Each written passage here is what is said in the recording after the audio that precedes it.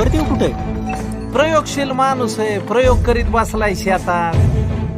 एवढा स्कॉलर असून मेडिकल इंजिनिअरिंगला न जाता तू शेतीचं शिक्षण घेतलंस आणि शेती करायला परत स्वतःच्या गावात आलास, हे महत्वाचं आहे. लागला की पोरगा, कोणी पोरगी दिल त्याला. काय करतो? नवीन नवीन प्रयोग करतोय शेतीमध्ये. BSc ऍग्री झालाय. अवघड आहे. काय शेती बरोबर एखादा जोडधंदा पाहिजे.